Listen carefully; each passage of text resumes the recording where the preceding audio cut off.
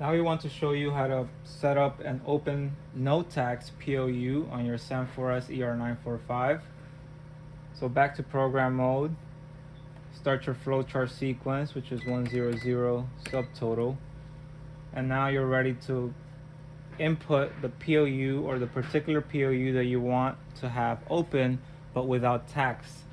We've already set PLU 1 as taxable, so we want to do the second PLU as no tax. So I'm going to go ahead and hit that. Now the sequence we've already set up for you is as follows. It's 3 with 8 zeros following. Once you've typed in that sequence, you're going to go ahead and hit X time and cache.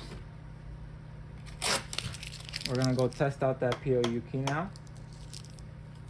Somebody has just purchased a $2 item which has no tax, or you've decided to not charge tax. So go ahead and hit PLU 2, or the second PLU from the top. The subtotal, it won't display any tax, as you can see, $2. Whereas the first key that we set up for you, subtotal, is taxable, $2.18.